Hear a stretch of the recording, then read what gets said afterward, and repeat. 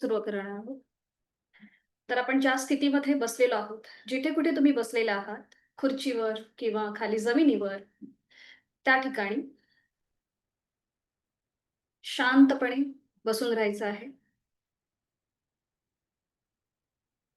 चष्मा असेल तर तो थोड्या वेळासाठी बाजूला ठेवायचा. दोन्ही हात गुडघ्यांवरती द्रोण मुद्रेमध्ये. पाठकणा सरळ, मान मध्यभागी. डोळे अलगद मिटून घ्या. बंद डोळ्यांनी आपल्या संपूर्ण देहाचं निरीक्षण करा. पायाच्या नखापासून ते टाळूपर्यंत संपूर्ण देहाचं निरीक्षण.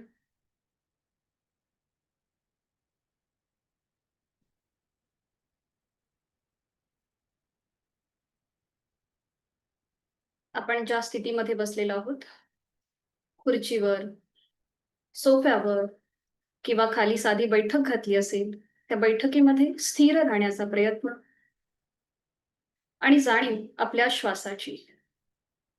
आपण श्वास घेतोय, सोडतोय. आंतरिक सजगता. चेहऱ्यावर कुठलाही ताण नसेल, डोळे अलगद मिटलेले आहेत. एक हलकसं स्मितहास्य ओठांवरती. करूया एक ओमचा उच्चार आपल्या सत्राला सुरुवात करण्यापूर्वी. आहे तो श्वास संपूर्णपणे सोडून द्या. एक सहज श्वास भरून घ्या. तोही श्वास सोडताना ओमचा उच्चार. ओ.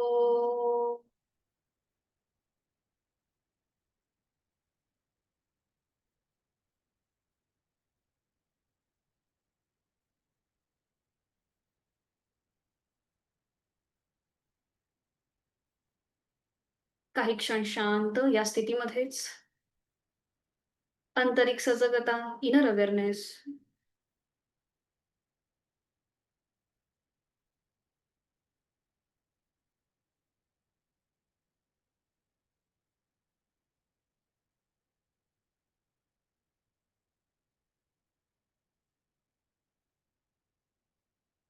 गायत्री मंत्राने या सत्राची सुरुवात. दोन्ही हात जोडून घेऊया. जोडलेले हात छातीपाशी असतील आणि गायत्री मंत्राचं पठण. ॐ भूर्भुवस्वः तत्सवितुर्वरेण्यं भर्गो देवस्य धीमहि धियो यो नः प्रचोदयात्. जोडलेल्या दोन्हीही हातांच्या तळव्यांचं एकमेकांवर घर्षण करा. निर्माण झालेली ऊब अलगदपणे आपल्या संपूर्ण चेहरा आणि डोळ्यांच्या स्नायूंना द्या. आणि सावकाश डोळे उघडून एक दृष्टी समोर असलेल्या ओमकडे.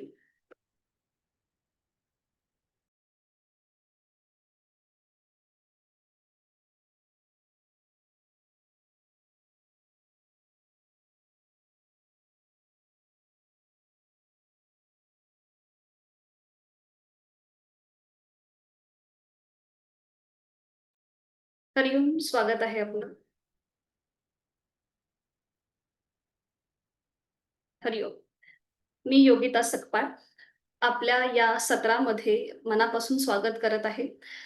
तर आज आपला विषय आहे. मी एक मिनिट पीपीटी शेअर करते सगळ्यांसोबत.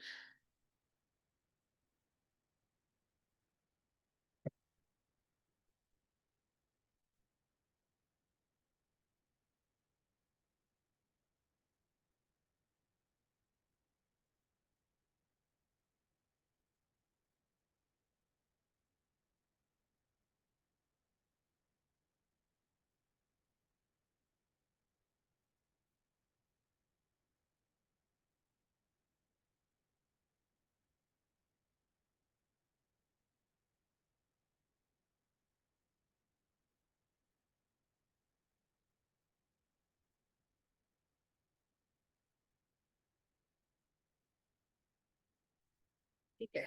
पीपीटीत सगळ्यांना दिसतोय बरोबर? तर आपलं स्वागत आहे आजच्या या विषयामध्ये, आपल्या या सत्रामध्ये.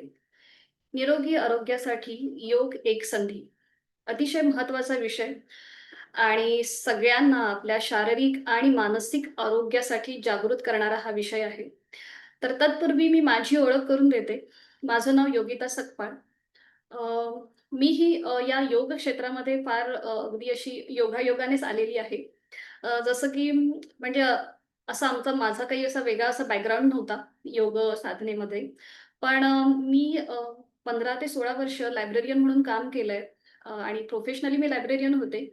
आणि त्याच दरम्यान आमच्या आमच्या इथे एक सी-एस-आर ॲक्टिव्हिटी चालायची आणि त्याच्यामध्ये प्रत्येक शुक्रवारी आम्हाला एक सर यायचे, एक गुरु यायचे आम्हाला योग शिकवायला.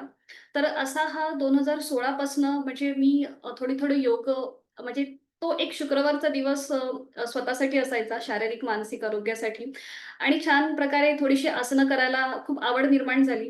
मग असं वाटलं, की आपण याच्यामध्ये अजून काहीतरी शिकावं, थोडीशी ज्ञान आपल्यालाही माहिती मिळावी या योग साधनेबद्दल. म्हणून असं ओघाओघामध्येच योग टीचर ट्रेनिंगचा जो डिप्लोमा आहे, त्याच्यामध्ये मी प्रवेश घेतला. तसं योग साधनेचा आणि आमचा म्हणजे फक्त या एकाच या ॲक्टिव्हिटीमुळे थोडासा एक संबंध आलेला. पूर्वी शाळेमध्ये आम्हाला सूर्यनमस्कार घालायला सांगायचे. म्हणजे तेव्हा एक असायचं, की जर तुम्ही सूर्यनमस्कार केलेत, तर तुम्हाला चांगली स्मरणशक्ती प्राप्त होईल, तुम्हाला खूप चांगले गुण मिळतील. त्यामुळे मग आम्ही ते शाळेमध्ये सूर्यनमस्कार करायचो. तर ती फक्त एक तेवढीच एक योग साधनेबद्दलची ओळख होती. पण जसं ही आमची ॲक्टिव्हिटी सुरू झाली होती म्हणजे आमच्या ऑफिसमध्ये, मग अजून थोडीशी आवड निर्माण झाली आणि त्याच्यासोबतच मग योग टीचर ट्रेनिंगचा जो डिप्लोमा आहे, तो मी कंप्लीट केला महाराष्ट्र शासनाचा. आणि त्याचबरोबर मग अजून थोडीशी आवड झाली आणि मग एम-ए इन योगशास्त्र ही पदवी संपादन केली कविकुलगुरू कालिदास युनिव्हर्सिटीमधनं. आणि मग अजून थोडीशी क्युरिओसिटी असं वाटत होतं, की अरे आपण जे काही शिकतोय ते अजून थोडंसं कमी वाटतंय. म्हणजे अजून आपल्याला काहीच माहिती नाहीये. आपण थोडंसं अजून काहीतरी याच्यामध्ये नवीन शिकलं पाहिजे. मग असं करत असताना आता नुकतीच योग थेरपिस्ट ही वाय-सी-पी लेव्हल 6ची परीक्षा असते योग थेरपिस्टची. तर ती नुकतीच मी संपादन केली किंवा पास झाली असं म्हणता येईल. बघा योग हा असा विषय आहे, हा फार मोठा आणि एक खूप जास्त शाखा आहेत याच्यामध्ये. आपण जेवढं शिकू, जेवढं आपण याच्यामध्ये हळू-हळू जसं-जसं आपल्याला इंटरेस्ट वाढेल, तसं-तसं आपल्याला वाटेल, की अरे आपल्याला तर अजून काहीच येत नाही. आपल्याला हे अजून खूप सारं, खूप काही शिकण्यासारखं आहे. तर फक्त शरीर आणि मन एवढ्यापुरतंच हे म्हणजे मर्यादित नसून खूप साऱ्या गोष्टी आहेत याच्यामध्ये एक स्पिरिच्युअल अप्रोच आहे. थोडंसं आध्यात्मिकमध्ये पण हे योगशास्त्र थोडंसं त्याच्या आध्यात्मिक सुद्धा एक कल आहे. तर आपण या थोडक्यात ही माझी ओळख झाली, थोडक्यात थोडासा बॅकग्राऊंड झाला. बरं आता अजून एक महत्त्वाचं सांगायचं म्हणजे जर कुणाला काही शंका असेल किंवा काही विचारायचं असेल, तर तुम्ही प्लीज एका पेपरवरती लिहून ठेवा. आपलं सत्र संपलं, की आपण त्या शंकांचं किंवा तुमचे जे काही प्रश्न आहेत त्याचं आपण निरसन करूया. तर वळूया आपण आपल्या ह्या वेबिनारकडे किंवा या आपल्या सत्राकडे. निरोगी आरोग्यासाठी योग एक संधी. दुर्वा एज्युकेशनच्या माध्यमातून आज आपण एकमेकांच्या समोर आहोत. हा सुद्धा एक प्रकारचा योगच आहे. तर आजचा हा वेबिनार कोणासाठी आहे? हे आपण पहिलं बघूया. ज्यांना शारीरिक व मानसिक विकास करायचा आहे, त्यांच्यासाठी हा वेबिनार आहे. ज्यांना योगबद्दल अधिक जाणून घ्यायचं आहे, शरीर आणि मनासोबत योगची सुद्धा जर तुम्हाला एक काय म्हणता येईल त्याला एक जोड मिळाली, तर अजून हा हा विषय थोडासा अजून वास्ट होऊ शकतो.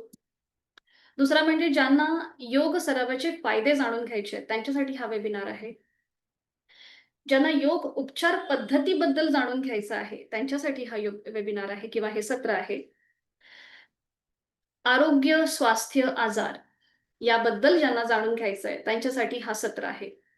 तर आपण हे बघितले एकूण 4-5 फायदे आहेत किंवा 5 जे आपण मुद्दे आपण इथे बघितलेले आहेत. तर कुणासाठी हा वेबिनार आहे. तर आपण थोडंसं शेवटून सुरुवात करूया. म्हणजे आपल्या या सत्राला आरोग्य, स्वास्थ्य आणि आजार याबद्दल आपण सर्वात पहिलं जाणून घेऊया.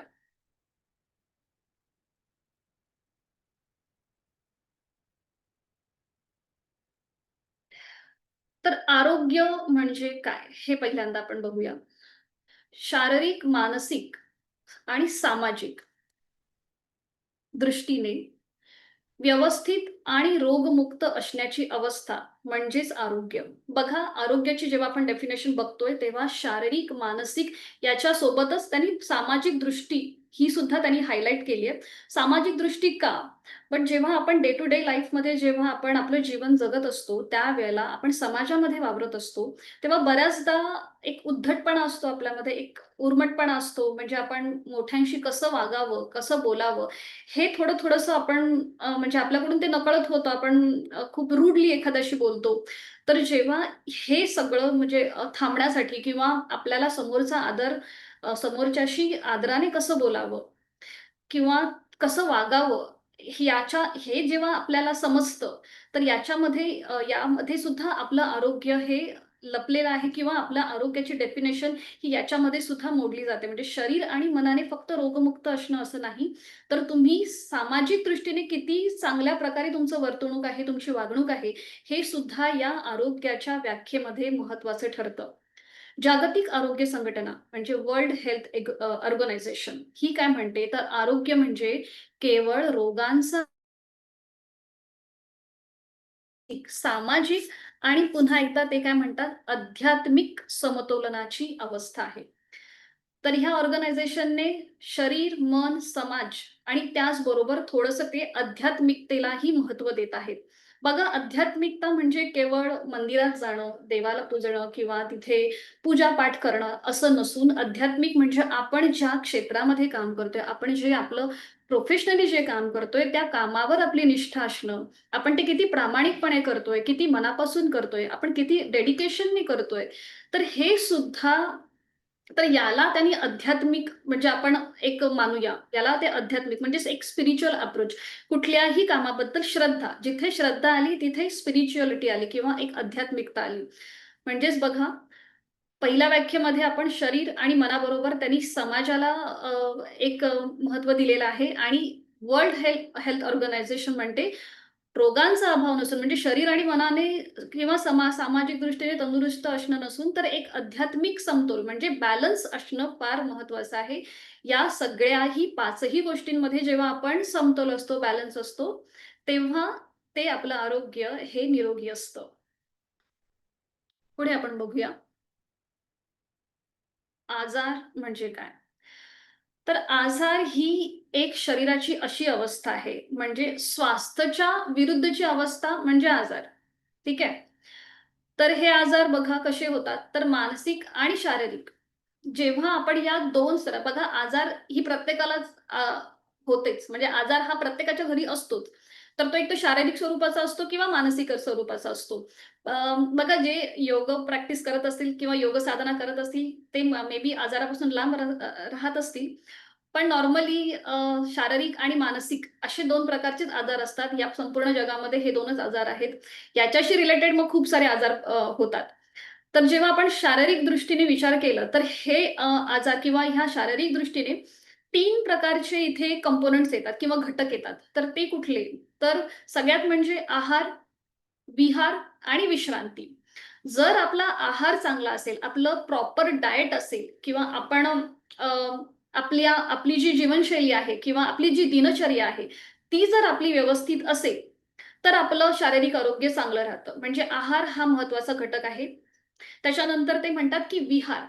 विहारामध्ये काय येतं, की आपलं शरीर सुदृढ राहण्यासाठी, तंदुरुस्त राहण्यासाठी, लवचिक राहण्यासाठी आपण कुठल्या प्रकारचा व्यायाम करतो किंवा तो व्यायाम किती गरजेचा आहे. जर तो आपण नियमित करत असू, तर आपल्याला शारीरिक आजार होऊ शकत नाहीत किंवा आपण त्याच्यापासून लांब राहू शकतो. आणि तिसरा घटक म्हणजे महत्त्वाचा विश्रांती. विश्रांती फार महत्वाची आहे. बघा, आपण 12-12 तास काम करत असतो. आपल्याला झोप तितकीशी मिळत नसते. प्रत्येक मानवी शरीराला किंवा मानवाला किमान 7 ते 8 तासाची तरी एक पोषक अशी झोप पाहिजे. आपण आत्ताची जी लाईफस्टाईल आहे ती इतकी फास्ट आहे, की आपण विश्रांती आपली कमी होत चालली आहे आणि आपण खूप जास्त स्ट्रेसमध्ये जगत आहोत. तर जेव्हा ह्या 3 घटकांमध्ये बदल होतो किंवा इथे जर आपलं इम्बॅलन्स, असंतुलन झालं, की मग आपल्याला शारीरिक विकार व्हायला सुरुवात होते. पहिलं म्हणजे आहार, त्याच्यानंतर आहार, विहार आणि विश्रांती. हे जर 3 घटक आपले समतोल असतील, बॅलन्स असतील, तर आपण शारीरिक आजारापासून थोडेसे लांब राहू शकतो. दुसरं आहे मानसिक. मानसिकमध्ये सुद्धा 3 घटक महत्त्वाचे ठरतात. एक म्हणजे विकार, दुसरा आहे विचार आणि तिसरा आहे विवेक. तर विकार पहिला जो घटक आहे तो म्हणजे विकार. बघा समजा आपल्याला एखादा आजार झाला. आपण एक्झाम्पल घेऊया की डायबिटीज. आपल्याला डायबिटीज झालाय. तर आपण ह्या विकारामध्येच सतत आपल्या मनामध्ये तेच विचार असतात किंवा आपण तोच विचार करत असतो. त्यामुळे आपलं मानसिक संतुलन बिघडतं, आपल्याला तणाव वाढतो. त्याच्यानंतर आहे हा विकार झाल्यानंतर आपण सतत त्याच गोष्टीबद्दल विचार करत राहतो, की आपल्याला का झाला? कसा झाला? आता आपण त्याच्यावरती काय उपचार करायचेत? किंवा आपण आता काय खायचं? किती चालायचं? या सगळ्या गोष्टींबद्दल आपण सतत विचार करत राहतो. पुन्हा इथे आपलं मानसिक संतुलन ढासळतं. त्याच्यानंतर जर आपल्याला इथे थोडंसं बॅलन्स राहायचं असेल, तर आपल्याला विवेकाने वागणं फार महत्त्वाचं आहे. तर हा विवेक म्हणजे काय? तर आपल्याला सपोज मधुमेह आपल्याला झालाय. तर हा जर झाला असेल, तर मग आपण याच्यावरती काय उपचार करणार? आपण कुठल्या प्रकारची ट्रीटमेंट घेणार? तर याबद्दल विचार करायला पाहिजे. थोडंसं आपण याच्याबद्दल जर पॉझिटिव्हली विचार केला, थोडंसं ठीक आहे डॉक्टरांकडे जाऊ, डॉक्टर आपल्याला काय उपचार पद्धती सांगतायत त्या करू किंवा आपलं मन शांत राहण्यासाठी योग्य असा प्राणायाम करू, शुद्धिक्रिया करू, काही ध्यान करू. तर अशा पद्धतीने जर आपण थोडासा सकारात्मक विचार केला, थोडंसं ठीक आहे झालाय, तर तिथे अडून न राहता थोडंसं त्याच्या पुढे जाऊन आपण याच्यापासून कसं लांब राहू किंवा आपला हा आजार आपण कशाप्रकारे घालवून टाकू याच्याबद्दल जर आपण चांगल्या प्रकारे विचार केला, तर आपला हा मानसिक इलनेस आहे किंवा मानसिक आजार जे आहेत, ते आपले कमी होऊ शकतात किंवा आपण थोडंसं त्याच्यावरती बंधन आणू शकतो. ठीक आहे? आपण थोडंसं पुढे जाऊया. मानसिक आणि शारीरिक आजाराबद्दल आपण आता चर्चा केली. आता आपण पुढच्या स्लाइडकडे जाऊया.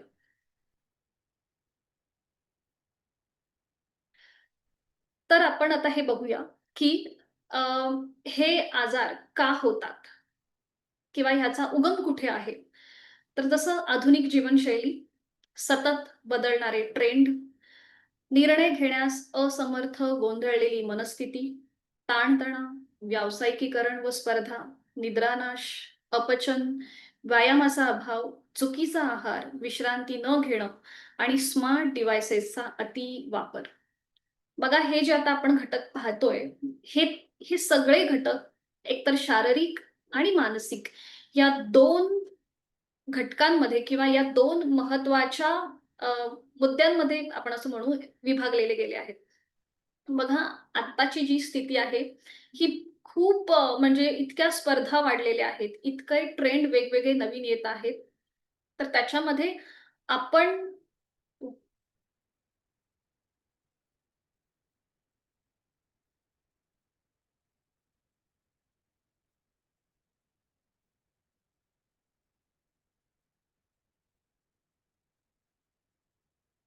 आवाज येतोय ना माझा? ओके, हां.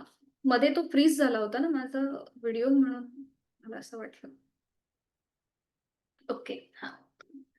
तर इतकं आधुनिकीकरण होतंय, इतके सतत वेगवेगळे ट्रेंड येतायत आणि या या स्पर्धांमध्ये आपल्याला कुठेतरी टिकाव पाहिजे असतो. आपण कुठे मागे पडू नये, हे सतत आपल्या डोक्यामध्ये असतं आणि त्यामुळे आपल्याला आपलं इतकं आपण तो ताण घेतो, की त्यामुळे आपली मनस्थिती जी आहे ती गोंधळल्यासारखी होते. म्हणजे आपण एखादा निर्णय घेण्यामध्ये थोडेसे असमर्थ होतो किंवा आपल्याला ते माहिती असतं, पण आपल्याला ती योग्य दिशा कुठेतरी सापडत नाही.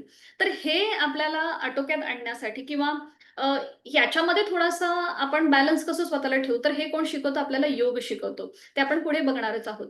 हे फक्त आता आपण बघतोय, की ह्याची कारणं कोणती आहेत, आजाराची कारणं कोणती आहेत. व्यावसायिकीकरण व स्पर्धा जसं मगाशी मी बोललेली आहे म्हणजे आधुनिक जीवनशैलीमध्ये हे सगळं येतात. प्रोफेशनली इतक्या स्पर्धा वाढतात आणि त्याचा परिणाम कुठे होतो? निद्रानाश.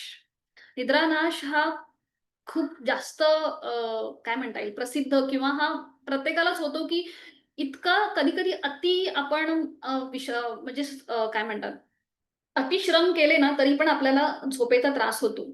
आणि झोप आपली अपुरी राहिली, की मग त्याचा परिणाम आपल्या गट हेल्थवर होतो. म्हणजेच आपल्याला खाल्लेलं अन्न हे आपलं नीट पचन होत नाही. आणि त्याचबरोबर व्यायामाचा अभाव, सतत काम करण्यामुळे मग इतका थकवा येतो, की कुठे ते 5 मिनिटं काढणार आणि कुठे ते सूर्यनमस्कार करणार, हे आपलं होतं आणि मग आपण आजचा सूर्यनमस्कार उद्यावर ढकलून मोकळे होतो. त्यामुळे पुन्हा शारीरिक आपल्याला आजार व्हायला सुरुवात होते आणि चुकीचा आहार बघा चुकीचा आहार इथे असा यासाठी म्हणता येईल, की इंजिनिअरिंग कंपनीज आहेत किंवा अशा मोठमोठ्या ज्या कंपनीज आहेत, तिथे ड्युटी अवर्स फार वेगवेगळे असतात. जे फ्रंटलाईन वर्कर आहेत त्यांच्यासाठी सुद्धा ड्युटी अवर्स फार वेगवेगळे असतात. त्यांचे शिफ्ट असतात. तर या शिफ्टच्या काळामध्ये आपण म्हणजे आता समजा नाईट ड्युटी असेल, तर आपण थोडंसं 10 वाजता जेवतो, की रात्री आपल्याला भूक नको लागायला. तर त्यामुळे आपल्या ह्या जेवणाच्या ज्या वेळा आहेत त्या आपल्या फ्लक्च्युएट होतात आणि त्या फ्लक्च्युएट झाल्या, की मग पुन्हा आपल्या आरोग्यावर त्याचा परिणाम होतो. आपली झोप झाली नाही, पुन्हा आरोग्यावरती परिणाम होतो आणि त्याचबरोबर विश्रांती न घेणं, म्हणजे इतकं काम केल्यानंतर सुद्धा जर आपल्याला पुरेशी झोप मिळत नसेल 7 ते 8 तासाची, तर त्याचा परिणाम थेट आपल्या शरीरावर होतो आणि त्याचा जो उगम आहे तो आपल्या पोटापासूनच आहे. बघा पोट बिघडलं, की आपलं सगळं पुढचं जे शेड्यूल आहे शरीराचं ते पूर्ण बिघडून जातं आणि स्मार्ट डिव्हाइसेसचा अतिवापर. आपण इतके विळखा म्हणजे आपल्याला इतकं आपण अडकलोय ह्या सगळ्या डिव्हाइसमध्ये. बघा आता हे स्मार्ट डिव्हाइस आता पण आपण ऑनलाईनच्याच माध्यमातनं एकमेकांच्या समोर आहोत. तर हा एक ड्रॉबॅक सुद्धा आहे आणि एक फायदा सुद्धा आहे असं आपण म्हणू शकतो. पण जर एखादी गोष्ट आपण अति केली, की त्याचा परिणाम आपल्याला दिसतोच. तर म्हणून अति न करता थोडंसं बॅलन्स आपल्याला प्रवाहाबरोबर चालणं गरजेचं आहेच. त्यामुळे तो प्रवाह मध्ये अति वाहत न जाता कुठेतरी आपल्याला स्थिर राहता आलं पाहिजे. हे आपल्याला आता पुढे योग शिकवणार आहे. तर आपण पुढे जाऊया. या स्लाइडमध्ये जर कोणाला प्लीज काहीही शंका असेल तर तुम्ही लिहून ठेवा. आपण पुढे आपलं सेशन संपलं की बोलू. आपण पाहिलं, की आजाराची आपण आरोग्याबद्दल पाहिलं, आजार का होतात ते पाहिलं, त्याचं कारण पाहिलं. तर ह्या सगळ्या गोष्टींवरती आपल्याला मात करायची आहे. आपल्याला ह्या जीवनशैलीमध्ये किंवा आपल्याला शारीरिक आणि मनाने तंदुरुस्त राहायचंय, समतोल राहायचं आहे, बॅलन्स राहायचंय. तर त्यासाठी आपल्याला योग कशी मदत करू शकतो? योग आपल्याला उपयोगी पडेल? आणि आपल्याला याचा जास्तीत जास्त फायदा कसा करून घेता येईल, हे आता आपण इथून पुढे पाहणार आहोत. तर योग म्हणजे काय, हे पहिल्यांदा बघूया. तर योग ही प्राचीन भारताची देणगी आपल्याला वारसा हक्काने मिळालेली आहे. बघा, आपण स्वतःला खूप भाग्यवान मानलं पाहिजे, की आपला जन्म भारतात झालेला आहे. भारत ही एक सांस्कृतिक किंवा अशी एक भूमी आहे, की जिथे योग जन्माला आला, जिथे आयुर्वेद जन्माला आलं. अशा मोठमोठ्या काय म्हणता येईल म्हणजे ही एक अशी भूमी आहे, की एक परिपूर्ण अशी जिथे ऋतू चांगले आहेत, त्याचं जीवनमान, त्याची कल्चर आपले खूप चांगले आहेत. अशी ही आपली भारतभूमी आहे. तर योगचा जो सगळ्यात महत्त्वाचा उगम जो आहे, तो आपल्या ह्या भारतामध्ये झालेला आहे. तर ही जी आपली देणगी आहे, जी आपल्याला वारसा हक्काने मिळालेली आहे, तिचं आपण जतन केलं पाहिजे. ती जर आपण शिकलो, तर आपल्या पुढच्या पिढीला माहिती पडेल. तर योग हा शब्द जो आहे, हा युज या संस्कृत धातूपासून निर्माण झालेला आहे. युज म्हणजेच एका गोष्टीला दुसऱ्या गोष्टीशी जोडणे. जसं आज आपण दुर्वा एज्युकेशनच्या माध्यमातून या सत्रातून एकमेकांच्या समोर आहोत, हा सुद्धा एक प्रकारचा योगच आहे. तर हा योग जो आहे, हा अनेक उपनिषदांमध्ये किंवा वेगवेगळ्या ग्रंथांमध्ये विखुरलेला होता. भगवद्गीता जर तुम्ही बघाल, तर भगवद्गीतेचे 18च्या 18 अध्याय हे आपल्याला वेगवेगळ्या प्रकारचे योग सांगतात. तर हा जो विखुरलेला योग आहे, तो मुनी पतंजलींनी अ, त्याची सूत्रबद्ध पद्धतीने मांडणी केली. सूत्र म्हणजे काय? तर थोड्या शब्दांमध्ये जास्तीत जास्त सांगणे, याला सूत्र म्हणतात. बघा श्लोक असतात, सूत्र असतात किंवा ओव्या असतात. तर हे जे वेगवेगळे प्रकार आहेत, त्याच्यापैकी सूत्र म्हणजे अगदी मोजक्या शब्दामध्ये सांगितलेला विषय किंवा सांगितलेलं एखादं ज्ञान. तर हे झालं सूत्र. तर हे मुनी पतंजलींनी कंपाईल केलं आणि त्याची पातंजल योगसूत्र या सूत्रामध्ये किंवा या ग्रंथामध्ये त्यांनी ही सूत्र मांडलेली आहेत. तर बघा, आपलं भारतीय जे शास्त्र आहे, ते म्हणजे एकूण षटदर्शन आहेत आपल्या भारतीय तत्त्वज्ञानामध्ये. तर या षटदर्शनापैकी पातंजल योगसूत्र हे एक दर्शन आहे. तर ह्या मुनी पतंजलींनी जे हे पातंजल दर्शन लिहिलं किंवा सूत्रबद्ध किंवा पातंजल योगसूत्र लिहिली, त्याच्यामध्ये एकूण 4 पाद येतात. समाधीपाद, साधनपाद, विभूतीपाद आणि कैवल्यपाद. पूर्वीच्या काळी योग म्हणजे मोक्षाचं साधन किंवा कैवल्य, असं समाधी, असे मोठमोठे शब्द ह्या योग साधनेबद्दल किंवा या योग साधनेचा उद्देश महत्त्व हे होतं. पण आत्ता जग पूर्णपणे बदललेलं आहे. लाईफस्टाईल बदललेली आहे. त्यामुळे शरीर आणि मनाने तंदुरुस्त राहणं हेच आत्ताचं योग साधनेचं महत्त्व आहे किंवा उद्दिष्ट आहे, उद्देश आहे, हे आपण बोलू शकतो. तर ह्या योग साधनेची किंवा ह्या योगबद्दलचे आपण व्याख्या बघूया. तर पतंजली योगसूत्रामध्ये मुनी पतंजली काय सांगतात? योग चित्त वृत्ती निरोधः म्हणजेच काय? तर आपल्या मनामध्ये ज्या वृत्ती आहेत, बघा मुनी पतंजलींनी एकूण 5 वृत्ती सांगितलेल्या आहेत, की ज्या सुखकारक सुद्धा आहेत आणि दुःखकारक सुद्धा आहेत.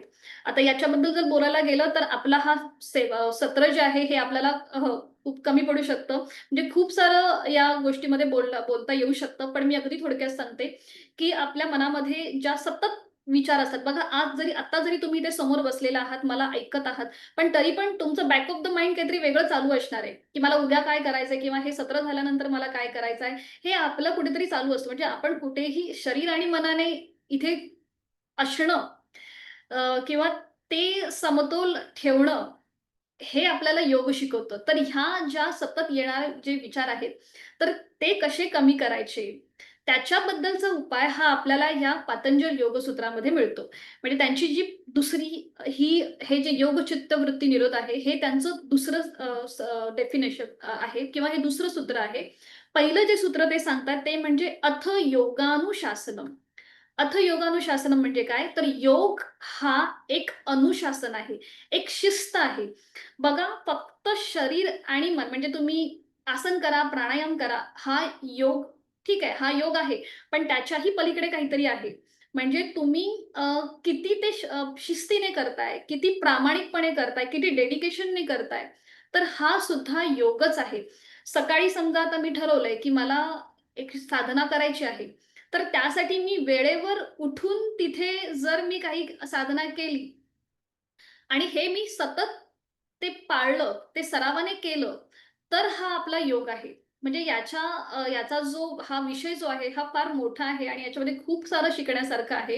म्हणून मुनी पतंजली पहिल्याच सूत्रामध्ये म्हणतात, की हे एक अनुशासन आहे, ही एक शिस्त आहे, जी आपल्या सगळ्यांना पाळायची आहे. जर आपण ह्या शिस्तीने वागलो, तर मग हा चित्तवृत्तींचा निरोध करणारा योग आहे, तो आपल्याला प्राप्त होऊ शकतो. तर ह्या चित्तवृत्ती 5 प्रकारच्या आहेत, ज्या सुखकारक सुद्धा आहेत आणि दुःखकारक सुद्धा आहेत. म्हणजे ह्या प्रमाण, विपर्य, विकल्प, निद्रा अशा ह्या 5 प्रकारच्या वृत्ती आहेत. तर हे मुनी पतंजली आपल्याला सांगतात. भगवद्गीता आपल्याला काय सांगते? समत्वम योग उच्यते. समत्वम म्हणजे काय? बॅलन्स. तुम्ही शरीर आणि मनाने किती बॅलन्स आहात. कितीही आणीबाणीची परिस्थिती येऊ देत. म्हणजे एकतर ती दुःखाची असू देत किंवा सुखाची असू देत. कुठल्याही परिस्थितीमध्ये जेव्हा तुम्ही बॅलन्स राहायला शिकाल, तर तो सुद्धा एक प्रकारचा योगच आहे. नंतर भगवद्गीता काय सांगते, की योग कर्मसु कौशल्यम.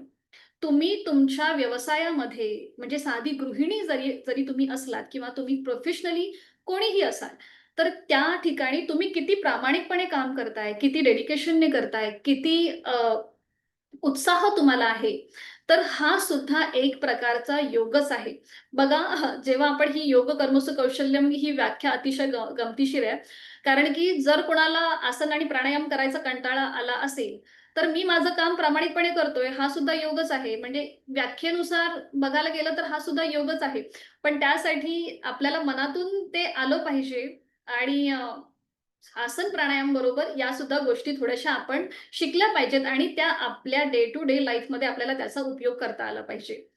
तिसरी जी डेफिनेशन आहे ती अतिशय महत्त्वाची आणि मला फार आवडते. योगो भवती दुःखः.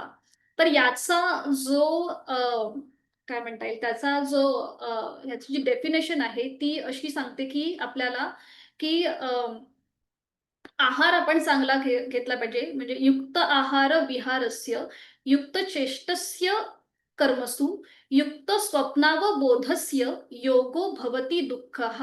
म्हणजे योग्य प्रकारे तुम्ही आहार करा, योग्य प्रकारे तुम्ही विहार करा म्हणजे अ, अ, आसन करा, प्राणायाम करा आणि त्याचबरोबर योग्य प्रकारे स्वप्नावबोधस्य म्हणजे विश्रांती घ्या. अशा प्रकारे जर तुम्ही तुमची जीवनशैली केली, तर हा सर्व दुःखांचा नाश करणारा जो योग आहे, तो तुम्हाला प्राप्त होऊ शकतो, असं भगवान श्रीकृष्णांनी भगवद्गीतेमध्ये आपल्याला सांगितलेलं आहे.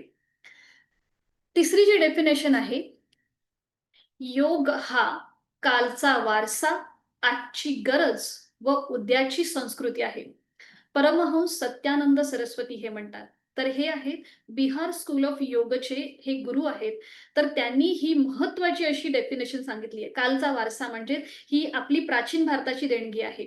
आजची गरज का? तर आजची परिस्थिती ही फार वर्षापूर्वी त्यांनी ही डेफिनेशन लिहिलेली आहे. पण ती इतकी तंतोतंत आपल्याला आत्ता ती लागू पडते. आजची गरज म्हणजे ताणतणाव हे प्रत्येक त्यावेळीही होते, आताही होते. फक्त आता त्याची व्यापकता वाढलेली आहे ताणतणावाची. आणि उद्याची संस्कृती. आज जर आपण शिकलो, तर उद्याच्या पिढीला आपण हा योग आपण सांगू शकतो. असं स्वामी परमहंस सत्यानंद सरस्वती आपल्याला सांगतात.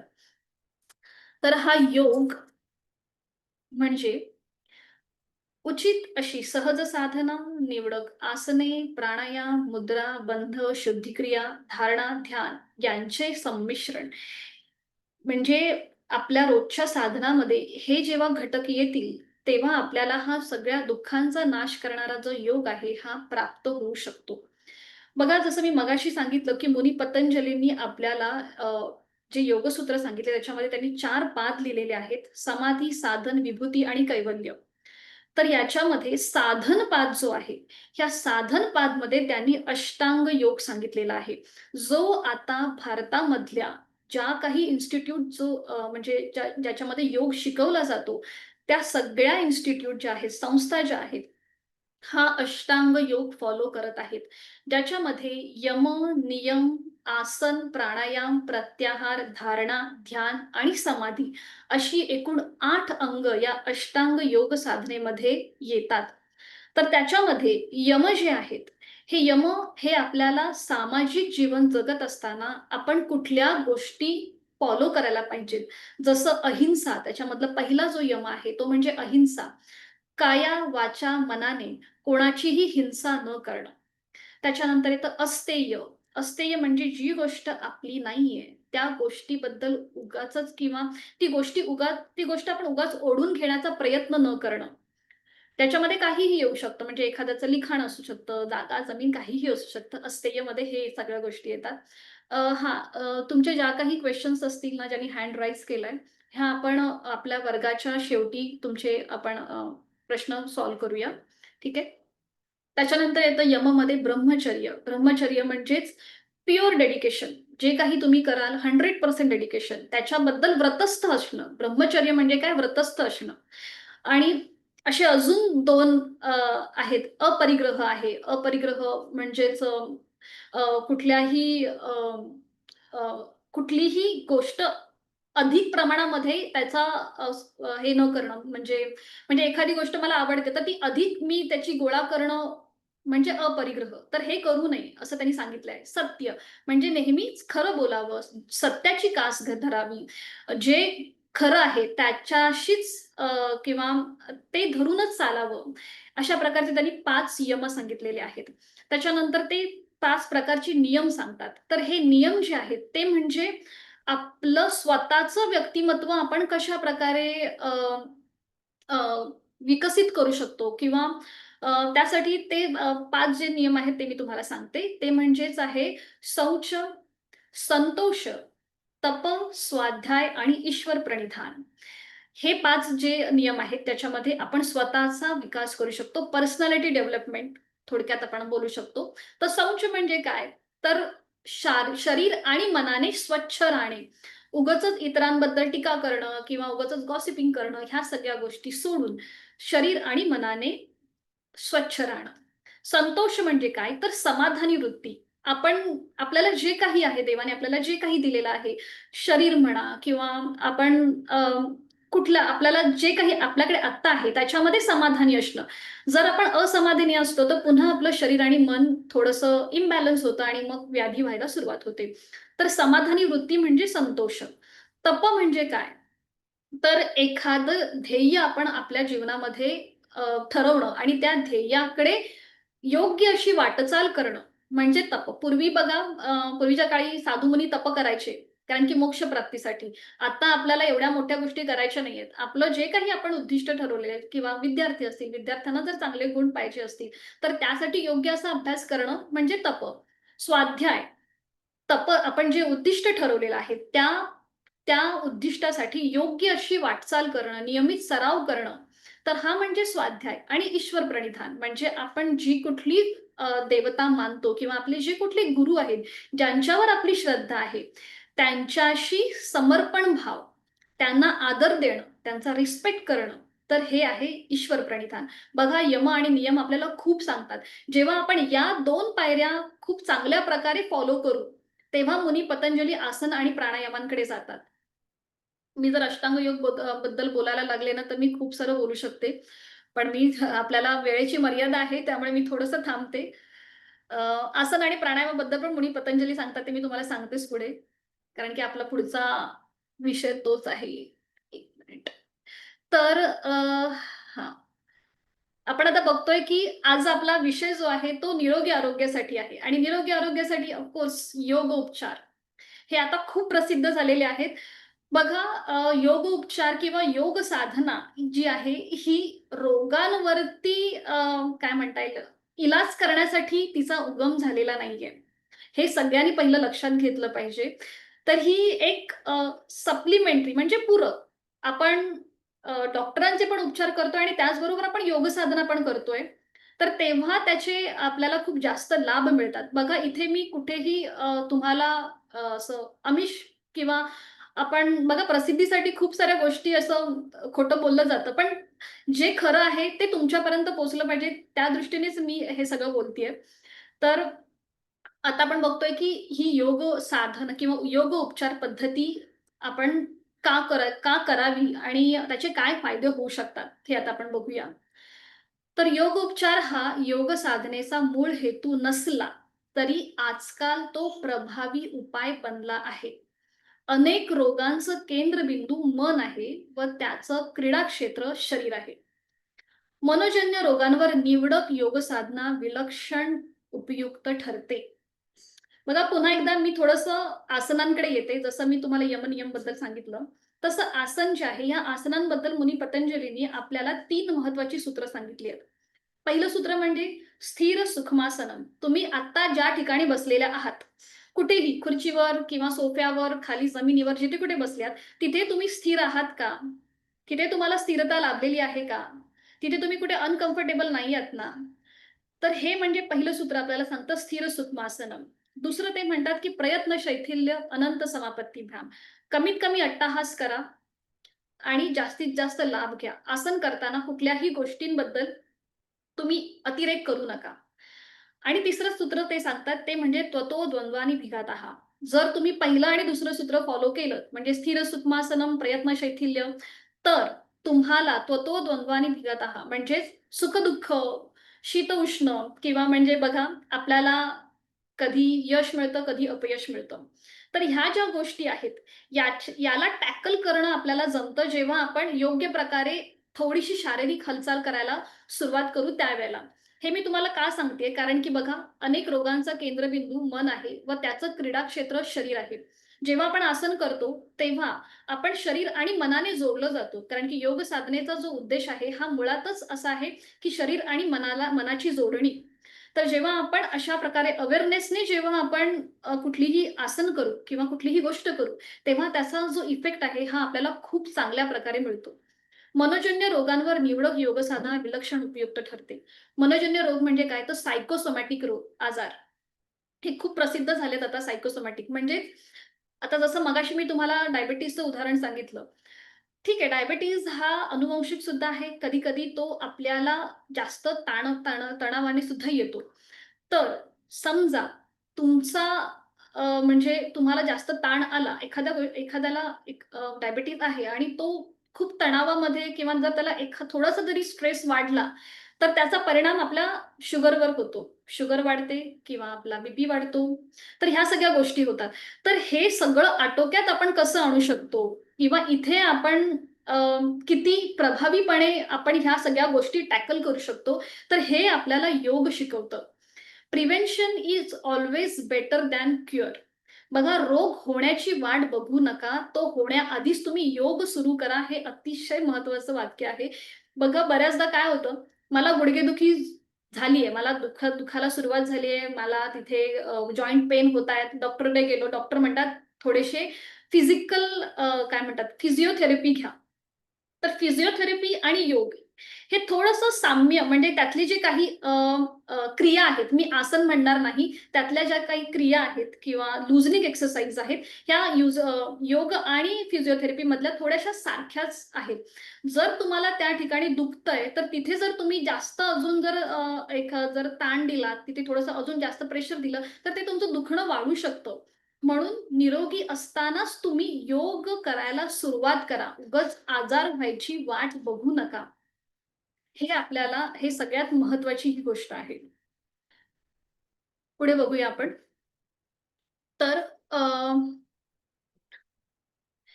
योग एक उपचार पद्धती आहे. एक मिनिट हं.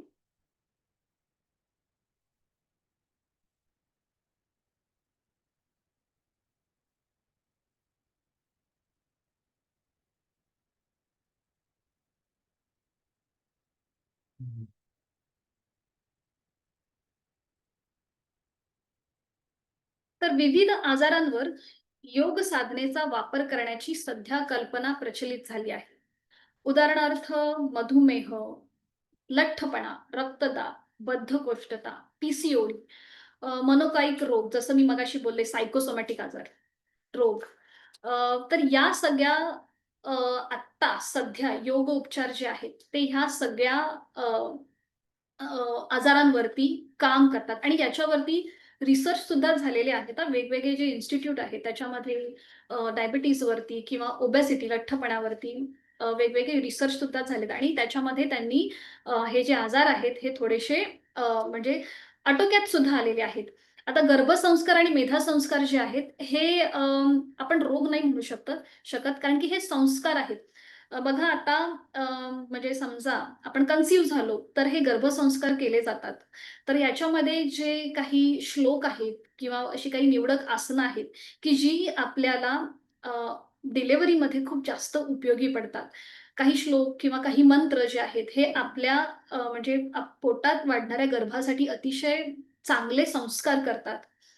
मेधासंस्कार ही संकल्पना आहे, ही जी आहे, ही मुलांसाठी फार उपयोगाची आहे. मेधा म्हणजे काय? तर बुद्धी. लहान मुलांच्या बुद्धीवरती म्हणजे जेवढी काही विशिष्ट वयोगटातली मुलं, त्यांना जर आपण चांगल्या सवयी सांगितल्या, काही श्लोक सांगितले, सूर्यनमस्कार सांगितले किंवा काही अशी आसनं आहेत, की ज्यांच्यामुळे त्यांची उंची वृद्धी होते. तर ह्या सगळ्यांसाठी योग उपचार ही पद्धत जी आहे, ही अतिशय महत्त्वाची ठरते. खूप जास्त त्याचा चांगला इफेक्ट आपल्याला इथे पाहायला मिळतो या मुलांसाठी आणि त्याचबरोबर विविध प्रकारची जी रोग होतात त्यांच्यासाठी सुद्धा. बघा मुनी पतंजलीनी ना आपल्याला अ, ह्या पहिल्या पादामध्ये काही अंतराय सांगितलेले आहेत. त्यावेळेला त्यांनी ह्या ज्या सगळ्या गोष्टी सांगितलेल्या आहेत, त्या इतक्या म्हणजे किती बघा पातंजल योगसूत्र हे एक मानसिक सायकॉलॉजिकल शास्त्र आहे असं म्हणता येईल. त्याच्यामध्ये मुनी पतंजलीनी एकूण 9 अंतराय सांगितलेले आहेत. तर ते कुठले बघा? व्याधी, स्त्यान, संशय, आलस्य, अविरती, भ्रांती दर्शन, अलब्ध भूमिकत्व आणि अनवस्थितत्व. तर हे जे अंतराय आहेत, हे आपले शरीराचे अंतराय झाले. बघा व्याधी म्हणजे आपल्याला एखादा आजार होतो. स्त्यान म्हणजे जडपणा, आपलं शरीर जड होणं किंवा प्रमाद आलस्य म्हणजे आळस किंवा अविरती म्हणजे आसक्ती. एखाद्या गोष्टीबद्दल आपण खूप आसक्त असतो. म्हणजे आपल्याला ती गोष्ट पाहिजेच. आपण खूप असे जखडले जातो ती गोष्ट मिळवण्यासाठी. तर अविरती म्हणजे आसक्ती. भ्रांतिदर्शन म्हणजे भ्रम. ठीक आहे. अलब्ध भूमिकत्व म्हणजे प्रगतीचा अभाव. आपण काही करण्याची मानसिकता नसणं आणि अनवस्थितत्व म्हणजेच काय तर अस्थिरता. तर हे जे अंतराय आहेत, बघा हे अंतराय आपल्या आपल्या शारीरिक अ, काय म्हणता येईल शारीरिक शरीरावरती खूप जास्त प्रमाणामध्ये ह्याचा इफेक्ट होतो. त्याच्यानंतर ते सांगतात दुःख दर्मनस्य अंगमेव जयत्व श्वास-प्रश्वास. म्हणजेच काय म्हणता येईल त्याला म्हणजे शरीराला कंप सुटणं किंवा आपली श्वासाची गती वाढणं. तर हे सुद्धा अंतर आहे. म्हणजे जे पुन्हा आपल्याला आपल्याला एन्झायटी किंवा आपल्याला चिंता एखाद्या गोष्टीची वाटायला लागली, की आपल्याला हे सगळे इफेक्ट दिसायला होतात. बघा भगवद्गीतेमध्ये बघितलत तर अर्जुन जे आहेत, तर अर्जुनाला सुद्धा एन्झायटी झाली होती. म्हणजे त्या भगवद्गीतेच्या श्लोकामध्ये असं दिलेलं आहे, की त्याचा तो म्हणतो भगवान श्रीकृष्णाला म्हणतो, की "माझं अंग थरथरतंय, माझा श्वास वाढल्यासारखा वाटतोय, माझे हातपाय गळालेले आहेत." असं अर्जुन भगवान श्रीकृष्णांना म्हणतो. म्हणजे हा पुन्हा त्यावेळी सुद्धा अँक्साइटी होती आणि आता सुद्धा अँक्साइटी आहे. आणि त्यासाठी भगवान श्रीकृष्णांनी त्यांना काय सांगितलं असेल याचा उपाय? तर अभ्यास आणि वैराग्य. जसं मुनी पतंजलींनी सुद्धा या योगसूत्रामध्ये एकतत्व अभ्यास सांगतात. म्हणजे पुन्हा अभ्यास आणि वैराग्य. अभ्यास म्हणजे काय? तर आपण जी कुठलीही गोष्ट करतोय म्हणजे आसन म्हणा किंवा प्राणायाम म्हणा, तर त्याचा सतत नियमित अभ्यास करणं, ज्याच्यामध्ये कुठेही न अडखळता एक एकसंध असा अभ्यास करणं. आणि वैराग्य. वैराग्य म्हणजे काय? तर सगळं सोडून जाणं असं नाही. तर आपली आसक्ती किंवा आपण एखाद्या गोष्टीमधलं डिटॅचमेंट आपण म्हणू शकतो. म्हणजे थोडंसं समतोल राहायचं. म्हणजे एखादी गोष्ट मिळाली काय, न मिळाली काय, मी माझ्यावर परिणाम काही करून घेणार नाही. तर हे आपल्याला योग उपचार पद्धतीमध्ये किंवा याच्यामध्ये योग साधनेमध्ये आपल्याला हे शिकायला मिळतं. आपण ते अनुभव घेतो आणि त्याच्यामुळे ऑफ आपलं शरीर आणि मन खूप चांगलं राहतं. आता इथे बघा, इथे आकाश, वायू हे जे आपल्याला ह्याला भूत म्हणतात. म्हणजे आपलं संपूर्ण शरीर जे आहे, हे पंचमहाभूतांनी बनलेलं आहे. त्याचबरोबर आपलं शरीर हे पंचकोशात्मक आहे. ठीक आहे. तर एकूण म्हणजे आपलं पंचकोश म्हणजे काय? तर अन्नमय कोश, प्राणमय कोश, मनोमय कोश, विज्ञानमय कोश आणि आनंदमय कोश. तर पहिला जो आहे आपला पहिला जो कोश आहे तो म्हणजेच अन्नमय कोश. अन्नमय कोश म्हणजे काय? तर आपण जे अन्न खातो, आपली ती फिजिकल लेव्हल अन्नमय कोश. म्हणजे ही जी आपली उपचार पद्धती आहे, योग उपचार पद्धती, ही एक इंटिग्रेटेड और हॉलिस्टिक म्हणजे ही एक सर्वसमावेशक अशी योग उपचार पद्धती आहे. तर त्याच्यामध्ये हे पंचकोश कसे आपले प्रभावी होऊ शकतात. तसं आता मी बोलते, की अन्नमय कोश. अन्नमय म्हणजे आपण जे अन्न खातो त्याचं त्याचा परिणाम आपल्या एकूण शरीर मनावर होत असतो. त्याच्यानंतर आहे प्राणमय कोश. आपल्या शरीरामध्ये एकूण 5 मुख्य प्राण आहेत. समान, उदान, व्यान हे 5 मुख्य प्राण आहेत आणि त्याचबरोबर 5 उपप्राण आहेत. म्हणजे आपलं शरीर हे प्राण प्राण जर आपल्या शरीरामधून गेला, तर मग ते फक्त तो एक शरीरच राहतो. ठीक आहे. तर हे हे हा जो प्राणमय कोश आहे, हा सुद्धा तितकाच महत्त्वाचा आहे. दुसरा म्हणजे मनोमय कोश. आपल्या मनामध्ये आपण जो श्वास घेतो, सोडतो, तर हे आपल्या ह्या मनोमय कोशामध्ये येतं. जर तुम्ही श्वास-प्रश्वास तुमचा खूप जास्त जोरात चालत असेल, तर पुन्हा म्हणजे तुमची जी मनस्थिती आहे, ती थोडीशी गोंधळलेली असते. त्याच्यानंतर आहे विज्ञानमय कोश. म्हणजे तुम्ही किती कल्पकतेने काम करताय, किती तुमची बुद्धी प्रगत आहे, किती तुम्ही इंटेलेक्चुअली तुम्ही प्रगत आहात, हे आपल्याला हे विज्ञानमय कोश सांगतं आणि आनंदमय कोश म्हणजे ब्लिसफुलनेस. तर ह्या सगळे पंचकोश जे आहेत, हे आपले कसे प्रभावी होऊ शकतात, तर हे आपल्याला ही योग उपचार पद्धती शिकवते. निवडक आसन, प्राणायाम आणि ध्यानाने आपले हे पंचकोश जे आहेत, हे प्रभावी होतात. तर ह्या योग उपचार उद्दिष्टे काय आहेत? रोग आहे त्या स्वरूपात स्वीकारणं, शरीर मनाचं योग्य शिथिलीकरण करणं, जीवन पद्धतीत बदल करणं हे फार गरजेचं आहे आणि योग ही रोग प्रतिबंधक उपचार पद्धती आहे. सगळ्यात महत्त्वाचं म्हणजे आपल्याला जर काही व्याधी असेल, तर ठीक आहे, तिचा स्वीकार करा आणि तिथला आपण आपल्यापासून किती लांब ठेवू शकतो, याच्याबद्दल जेव्हा आपण प्रयत्न करायला सुरुवात करतो, तिथेच आपण पहिली पायरी चढलेलो असतो. पुढची आपण स्लाईड बघूया. तर आता ही योगासने केल्यानंतर आपल्याला काय फायदा होऊ शकतो? तर हे बघण्याआधी आपण आता एक छोटीशी काय म्हणता येईल, आपण एक क्यू-आर-टी करणार आहोत. म्हणजे क्विक रिलॅक्सेशन टेक्निक आता आपण बघणार आहोत. तर त्यासाठी अ, आपल्याला आपण ज्या ठिकाणी बसलेले आहात, तिथे स्थिर बसा. जिथे कुठे बसलेला आहात तिथे. म्हणजे खुर्ची असेल, टेबल असेल, खाली जमिनीवर बसलेला असेल, क्यू-आर-टी, क्विक रिलॅक्सेशन टेक्निक आता आपण शिकणार आहोत आणि त्याच्यानंतर आपण ह्या योग साधनेचे फायदे बघणार आहोत. ठीक आहे? तर जिथे आहात तिथे शांतपणे बसा. जर खुर्ची किंवा टेबलवर किंवा सोफ्यावर बसलेला असाल, तर पाय जे आहेत हे जमिनीकडे अगदी सैल सोडून द्या. एकदम सैल सोडून द्या. डोळे अलगद मिटून घ्या. चेहरा अगदी शांत आणि आता आपल्याला काय करायचंय, आपल्याला आपलं संपूर्ण शरीर जे आहे हे आवळून घ्यायचंय. म्हणजे एकदम टाईट करायचं आहे. ठीक आहे? आता जे हात तुम्ही गुडघ्यांवर ठेवलेत, त्या हातांच्या मुठी घट्ट वळून घ्या आणि संपूर्ण शरीर एकदम टाईट करायला सुरुवात करा. अगदी पावलापासून आपण सुरुवात करूया. आपले पावलांची 5ही बोटं एकदम टाईट करा, एकदम टाईट, टाईट. आपले अँकल जॉइंट्स एकदम टाईट करा, एकदम टाईट. काफ मसल्स टाईट. नी जॉइंट्स टाईट करा. एकदम टाईट, टाईट करायचे आहेत. आपले थाय मसल्स, आपल्या सीटचा भाग, कमरेचा भाग टाईट, टाईट.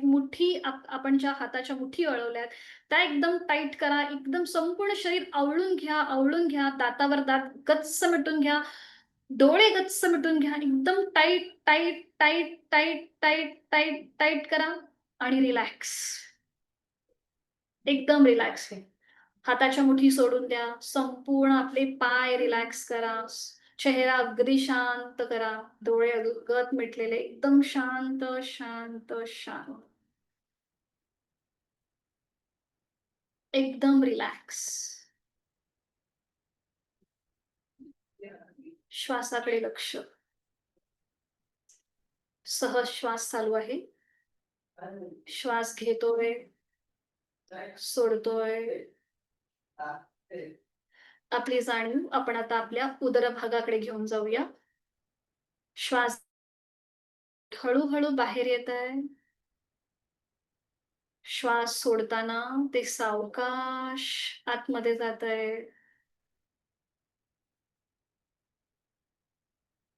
मी श्वास घेताना प्राणयुक्त, चैतन्ययुक्त होत आहे आणि मी श्वास सोडताना तणावमुक्त, व्याधीमुक्त होत आहे. एक हलकंसं स्मित असते आपल्या चेहऱ्यावर.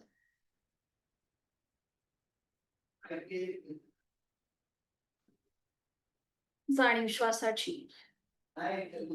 आंतरिक सजगता.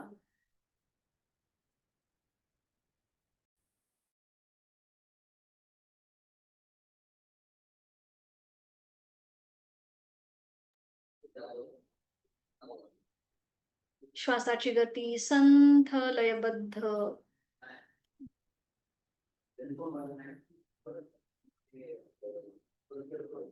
दोन्ही हातांच्या तळव्यांचं घर्षण करा. निर्माण झालेली योग अलगद आपल्या चेहऱ्याच्या आणि डोळ्यांच्या स्नायूंना द्या.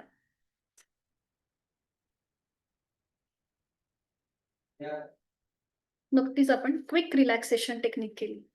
अशा खूप साऱ्या गोष्टी आहेत ज्या शरीर आणि मनाला शांत करू शकतात, ज्या ह्या योग साधनेमध्ये आपल्याला शिकायला मिळतात. तर आपण बघूया या योग साधनेचे फायदे काय आहेत. योगासने केल्याने फक्त शरीरच तंदुरुस्त राहत नाही, तर शरीर रोगमुक्त करतं. आजच्या धकाधकीच्या जीवनामध्ये योगासनाला किंवा योग साधनेला जीवनाचा एक भाग करून घेणं फार महत्वाचं आहे. त्यामुळे मनशांती मिळते. मन, शरीर आणि श्वास यांचे एकमेकांशी संतुलन राखलं गेल्याने जीवनाचा प्रवास शांत, आनंदी आणि सर्वार्थाने सफल होतो. म्हणून आपण हे क्विक रिलॅक्सेशन थोडंसं केलं, जिथे आपण शरीर पूर्ण आवळून घेतलं होतं आणि जेव्हा आपण ते पूर्णपणे सैल सोडलं, तेव्हा आपण हळू आपल्या श्वासाकडे लक्ष द्यायला सुरुवात केली. तर हे फार महत्वाचं आहे. म्हणजे आपण नेहमीचं जेव्हा आपण जीवन जगत असतो, तेव्हा आपल्याला आपल्या श्वासाची जाणीव असणं फार महत्वाचं आहे. बऱ्याचशा जणांना श्वास कसा घ्यायचा आणि कसा सोडायचा, म्हणजे हे आपण म्हणजे आपल्याला ते माहिती नसतं किंवा ते अननोइंगली होत असतं. बघा, श्वास घेताना सगळ्यात महत्त्वाचं म्हणजे आपलं पोट बाहेर आलं पाहिजे आणि श्वास सोडताना ते आतमध्ये गेलं पाहिजे. ह्या गोष्टीची जेव्हा आपल्याला सतत जाणीव जेव्हा होईल ना, तेव्हा तिथेच आपला जवळ-जवळ 90% योग हा आपण तिथेच साध्य करतो. कारण की जेव्हा आपल्याला ही जाणीव होते, तेव्हा आपोआप आपलं मन शांत होतं शरीरामध्ये किंवा मनामध्ये जी खळबळ आहे, जे विचार सतत येतात, ते कमी व्हायला मदत होते आणि त्यामुळे आपली निर्णय क्षमता वाढते. आपण कुठलंही डिसिजन योग्य प्रकारे घेऊ शकतो. म्हणजे आपली मनस्थिती जी आहे ती गोंधळलेली न राहता आपण खूप बॅलन्स होतो, जेव्हा आपल्याला आपल्या श्वासाचं अवेअरनेस यायला सुरुवात होते. पण ह्या सगळ्या टेक्निक ज्या आहेत, ह्या आपल्याला पुन्हा एकदा योग साधनेमध्ये पाहायला मिळतात किंवा शिकायला मिळतात. तुमच्या शरीरयष्टीनुसार व तुम्हाला असलेल्या व्याधीनुसार योगासने निवडावीत. म्हणजे थायरॉइडसाठी काही निवडक योगासने आहेत. डायबिटीजसाठी काही निवडक योगासने आहेत. पाठीच्या मणक्यासाठी किंवा तिथे जर दुखत असेल, सर्व्हायकलचा त्रास असेल, तर त्यासाठी काही निवडक योगासने आहेत, जी आपल्याला इथे शिकायला मिळू शकतात. दैनंदिन योग अभ्यास हा दीर्घकाळ फायदा देतो. नियमित आणि सातत्यता असणं फार महत्वाचं आहे.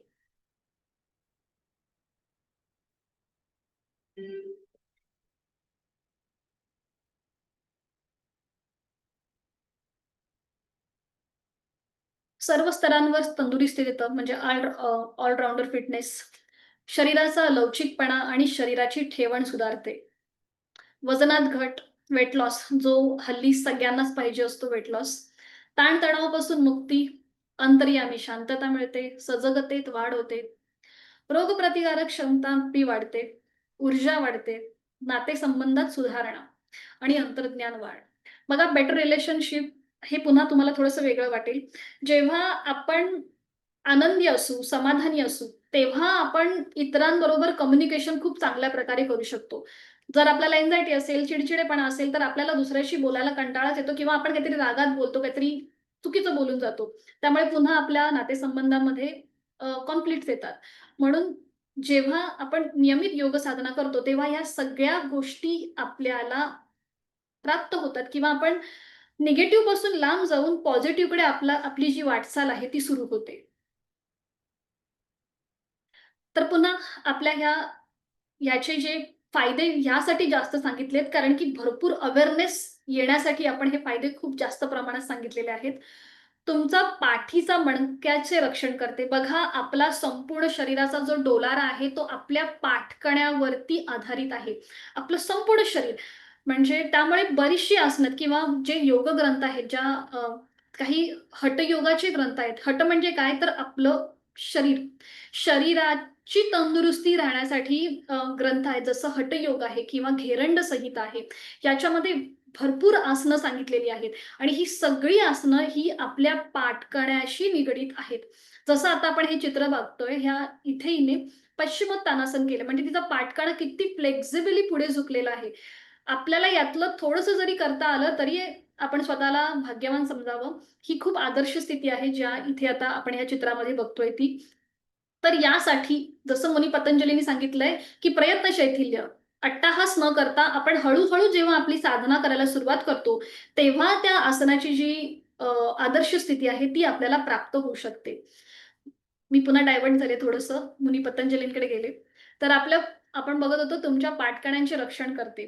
तर मला सांगायचा उद्देश हाच आहे, की आपला पाठीचा मणका अधिक फ्लेक्सिबल असणं फार महत्वाचं. थोडीशी जरी आपल्या कमरेमध्ये लचक बसली, तर आपल्याला चालणं, बसणं फार त्रासदायक होतं. तर हे कमी होण्यासाठी किंवा याच्यापासून लांब जाण्यासाठी नियमित योगासने करावी. आपल्या हाडांचं आरोग्य मजबूत करतं. लूजनिंग एक्सरसाइज, सूक्ष्म व्यायाम, जॉइंट्स आपले मोकळे होणं फार गरजेचं आहे. त्यामुळे आपली हाडं सुद्धा मजबूत राहू शकतात. आपला रक्तप्रवाह वाढवतं. आपली प्रतिकारक क्षमता वाढवते. काही जी आसनं आहेत, ज्याच्याने आपलं ब्लड सर्क्युलेशन जे आहे, हे आपलं ॲक्टिव्हेट होतं. जसं खेच आणणारी काही आसनं आहेत. ताडासन म्हणा, ज्याच्याने आपलं संपूर्ण शरीर व्हर्टिकली उभ्या कक्षेमध्ये जेव्हा खेचलं जातं, तेव्हा आपलं ब्लड सर्क्युलेशन खूप चांगल्या प्रकारे होतं. हृदयाची गती नियंत्रित करतं. जर आपण श्वासाकडे लक्ष देऊन आसनं केली, तर आपली आपोआप हृदयाची गती नियंत्रित राहते. आपल्या अंतःस्रावी ग्रंथी बघा, एंडोक्राईन ग्लँड ज्या आहेत आपल्या शरीरामधल्या, या अतिशय महत्त्वाच्या आहेत. बरेचसे आजार जे आहेत, त्यांचा उगम जो आहे, हा इथून होतो. थायरॉइड म्हणा, डायबिटीज म्हणा, तर ह्या सगळ्या हे जे आजार आहेत, हे आपल्या अंतःस्रावी ग्रंथींशी निगडीत आहेत. तर त्यांच्यापासून जे काही हार्मोन सिक्रेशन्स होतात, ज्याच्यामुळे हार्मोन इम्बॅलन्स होतो, तर तो आपण जर नियमित योग साधना केली, तर तुमचा हा हार्मोनल इम्बॅलन्सचा जो प्रकार आहे, हा कमी व्हायला मदत होते. तो बॅलन्स राहायला सुरुवात होते. तर आपल्याला लक्ष केंद्रित करण्यास मदत करते. जेव्हा आपण आपला हार्मोनल बॅलन्स चांगला असेल, तर पुन्हा आपलं लक्ष हे म्हणजे एखादं संभाषण चालू आहे, त्या संभाषणामधला जर एखादा विनोद किंवा एखादा जोक तुम्हाला पटकन कळला, तर तुम्ही मेंटली खूप व्यवस्थित आहात, हे समजायचं. जेव्हा 4 लोकं बसलेत आणि त्याच्यामध्ये जर आपल्याला तो विनोद पटकन कळला, आपण त्याच्यावर पटकन रिएक्शन दिली, तर तुम्ही मेंटली खूप व्यवस्थित आहात. हे आपण थोडक्यात असं मी एक तुम्हाला एक उदाहरण देऊ शकते किंवा कधी-कधी काय होतं, की तो जोक खूप स्पष्ट करून एखाद्याला सांगावा लागतो. म्हणजे इथे कुठेतरी आपण समजावं, की कुठेतरी इथे कुठेतरी बिघाड झालेला आहे. त्यामुळे मेंटली अवेअरनेस किंवा आपलं आय-क्यू खूप चांगलं राहणं हे आपल्याला ह्या योग साधनेमध्ये पाहायला मिळतं किंवा शिकायला मिळतं. निरोगी जीवनशैली योगोपचार जी आहे ती आपल्याला प्रदान करते.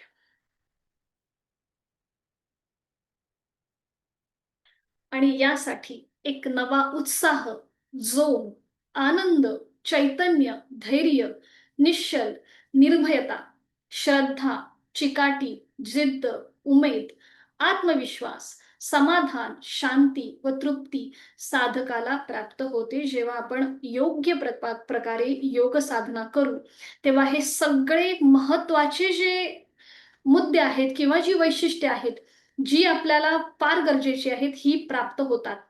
समाधानाय सौख्याय निरोगत्वाय जीवने योगमेवा अभ्यासते प्राज्ञा यथाशक्ती निरंतरम.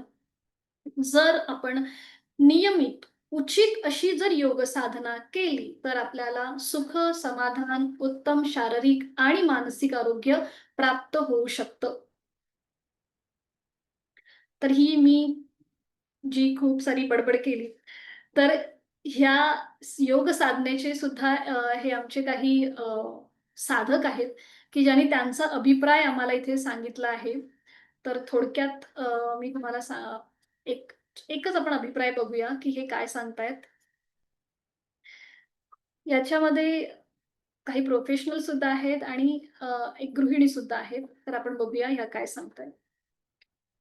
आवाज येतोय ना प्रत्येकाला?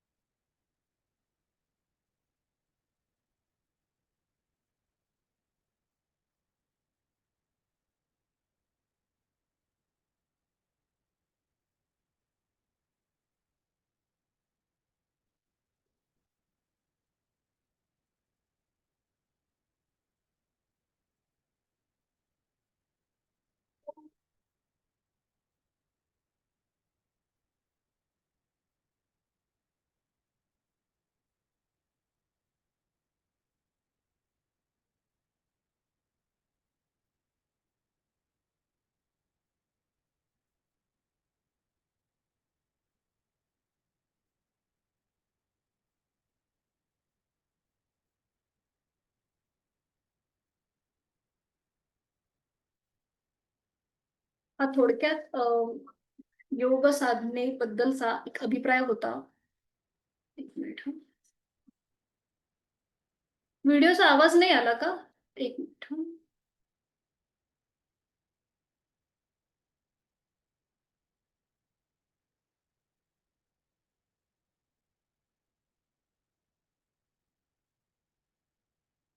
1 मिनिट हां. व्हिडिओचा आवाज नाही आला ना तुम्हाला?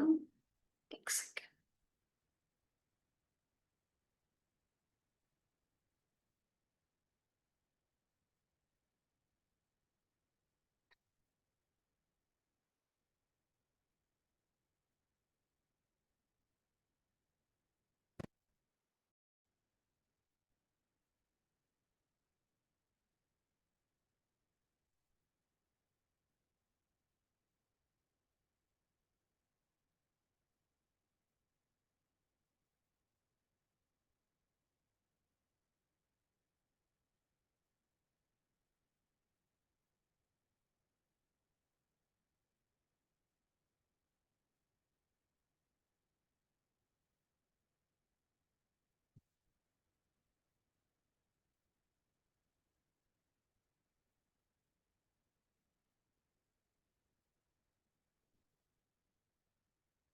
हॅलो.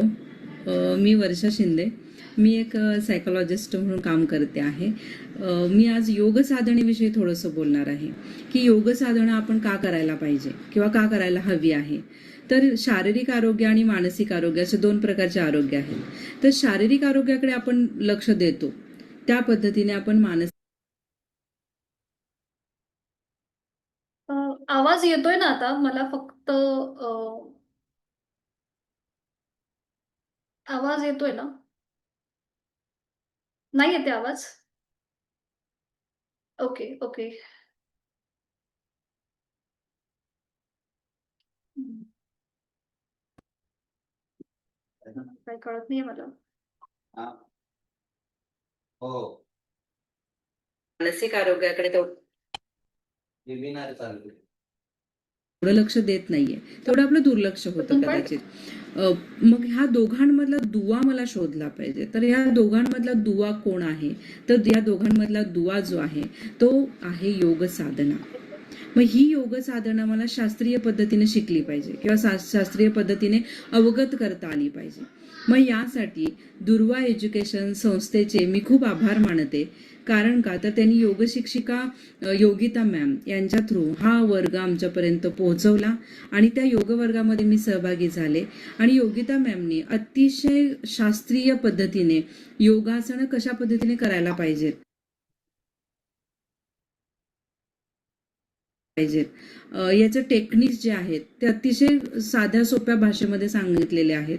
आणि त्याबद्दल मी योगिता मॅमचे आभार मानते आणि दुर्वा एज्युकेशनचे आभार मानते.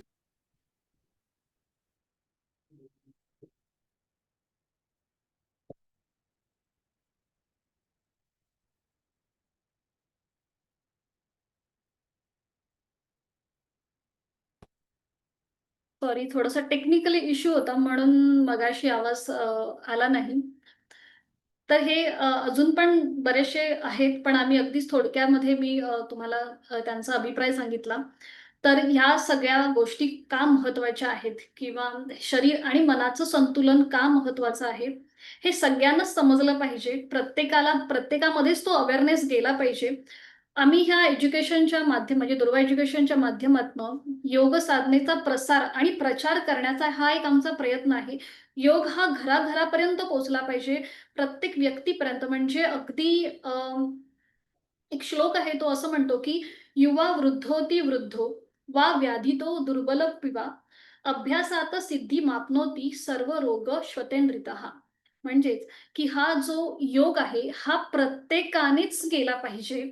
म्हणजे तो वृद्ध असो, अतिवृद्ध असो किंवा तरुण असो, लहान असो, कुणीही असो, पण हा योग प्रत्येकाने करा, ज्याच्याने तुमच्या जीवनाचं जे सफल संपन्न होईल किंवा तुम्ही शरीर आणि मनाने खूप चांगले तंदुरुस्त राहाल.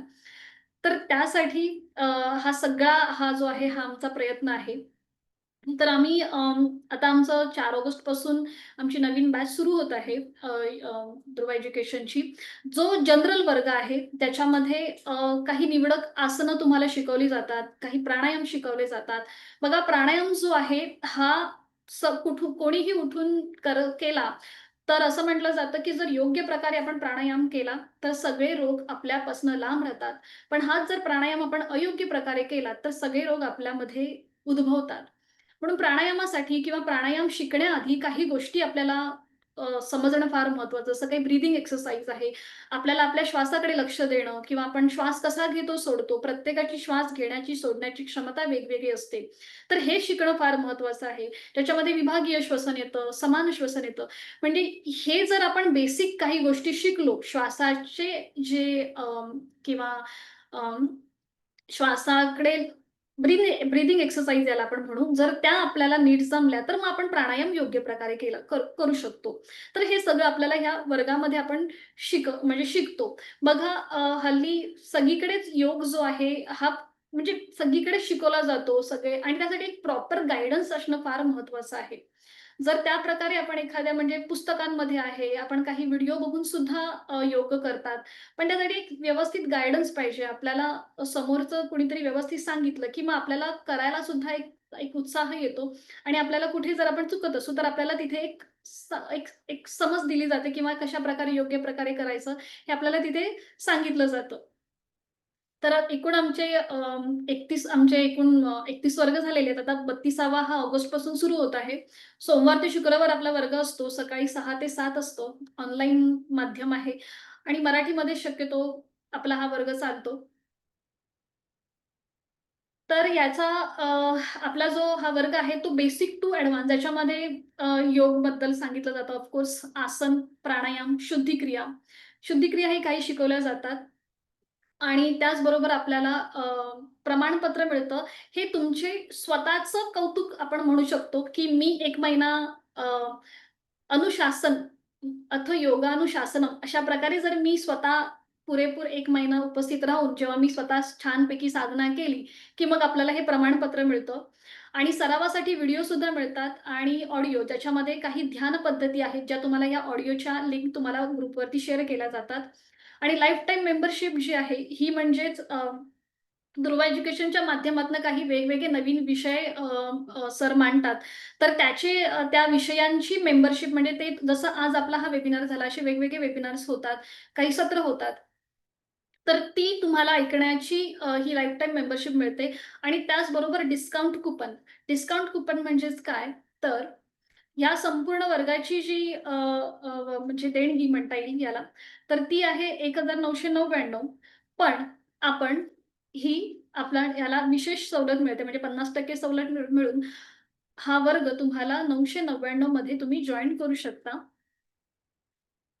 आणि त्याचबरोबर विशेष सवलत म्हणजेच तुम्ही एका महिन्यामध्ये समजा हा वर्ग जॉइन केलात, की पुढच्या महिन्यामध्ये समजा तुम्हाला सपोज तुम्ही ऑगस्टमध्ये वर्ग जॉइन केलात. ऑगस्टमध्ये तुमचा 1 महिना पूर्ण झाला, की जर तुम्हाला सप्टेंबरमध्ये जर तुम्हाला वर्ग पुन्हा जॉइन करायचा असेल, तर तुमची फी असेल 499 म्हणजे तिथे तुम्हाला 999 भरण्याची गरज नाहीये. ती तुमची अर्धी होऊन जाते. तुम्ही हा वर्ग किंवा तुमचा जो तो सराव आहे, तो तुम्ही घरी सुद्धा फ्रीमध्ये करू शकता. तुम्हाला त्या महिन्याचे सगळे व्हिडिओ पाठवले जातात. त्यामुळे तुम्ही हा वर्ग तुमच्या म्हणजे त्या लिंकच्या माध्यमातून तुम्ही घरी सुद्धा तुमचा सराव करू शकता. पण जर तुम्हाला फ्रेश ऑनलाईन करायचं आहे किंवा लाईव्ह जर तुम्हाला तुमचा सराव करायचा असेल, तर तुम्ही परत पुढच्या महिन्यामध्ये अशी फी भरून तुम्ही जॉइन होऊ शकता किंवा तुम्ही घरी सुद्धा त्या व्हिडिओ लिंकच्या माध्यमातून तुमचा सराव घरी करू शकता. तर याचा जो तुम्ही एक फोटो काढून घेऊ शकता जर कुणाला ॲडमिशन घ्यायचं असेल किंवा जर कोणी इंटरेस्टेड असेल, तर तुम्ही या स्लाईडचा फोटो काढून घेऊ शकता. ज्याच्याने तुमचा एक निर्णय तुम्हाला शारीरिक आणि मानसिक आरोग्यासाठी अतिशय महत्त्वाचा ठरू शकतो.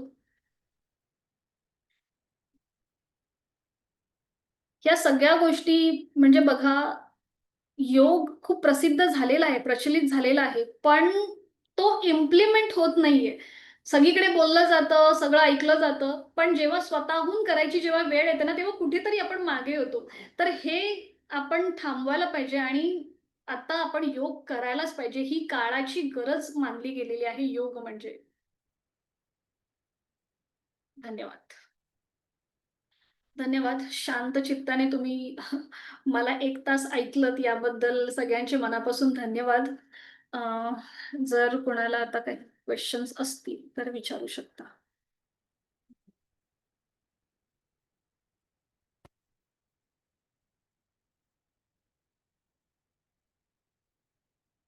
अ, फक्त हँड राईज करा हं, जर कोणाला काही क्वेशन असेल तर.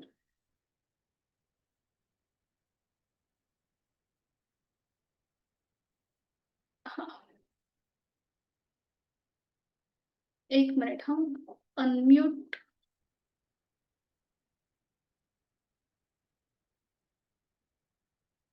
अनम्यूट होऊन बोला जर तुम्हाला अनम्यूट होता येत असेल तर.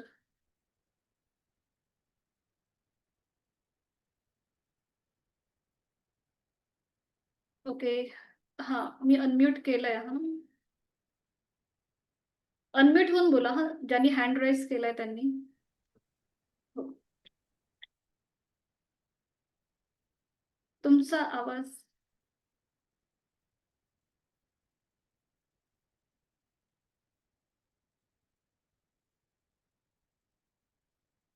आवाज येत नाहीये मॅडम. माझा आवाज येतोय ना?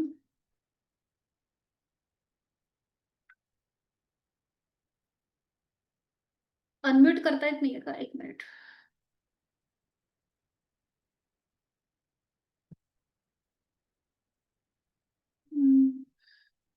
ओके. नाही, इथे कुठलाही एज लिमिट नाहीये.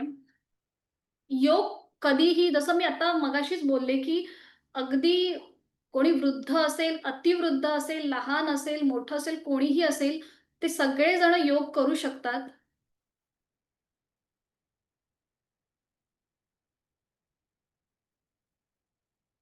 ऑगस्ट मंथमध्ये फ्री नाहीये. 1 मिनिट हां, मी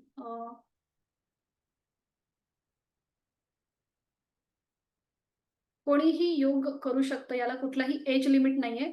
फक्त जर व्याधी कुठली असेल. हां, प्लीज अनम्यूट व्हा. मी तुम्हाला हे केलेलं आहे. हा हां, मॅम, आता नमस्ते. येतोय आवाज.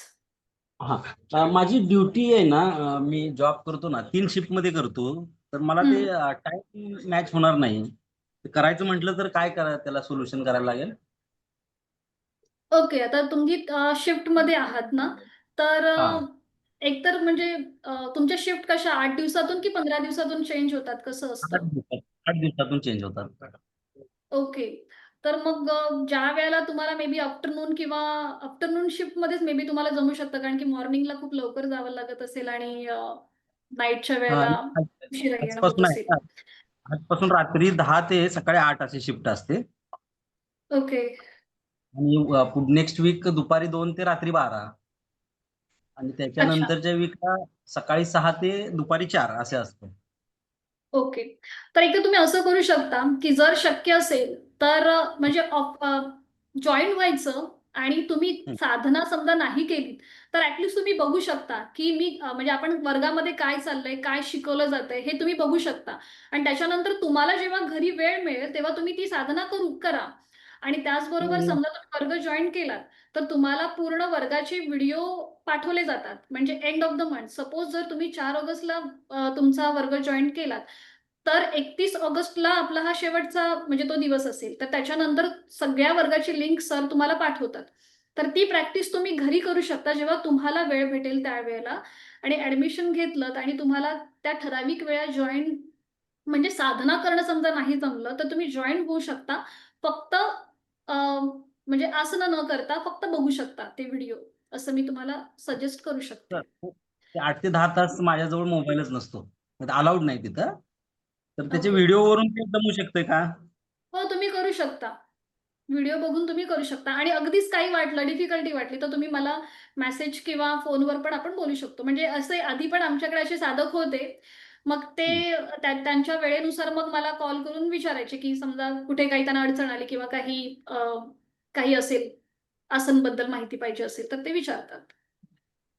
ओके. मग ते आता समजा मी 4 तारखेपासून जॉईन झालो, तर ते व्हिडिओ कधी रोजच्या रोज येईल का मला? नाही, नाही. रोजच्या रोज. रोज व्हिडिओ पाठवले जात नाहीत. Video end of the month म्हणजे वर्गाच्या शेवटच्या दिवशी तुम्हाला पाठवले जातात. कारण की रोज हे सगळं करणं फार डिफिकल्ट होतं मॅनेज करणं, प्रत्येक दिवशी हे करणं. प्रत्येक व्हिडिओ हा हं. सेव्ह केला जातो आणि वर्गाच्या शेवटच्या दिवशी तुम्हाला पाठवला जाईल. हं, हं. असं आहे. ओके. आणि एक महत्त्वाचं लक्षात घ्यायचं, की जेव्हा तुम्ही वर्ग जॉइन करा किंवा नका करू, पण योग साधना ही नेहमी रिकाम्या पोटी करावी.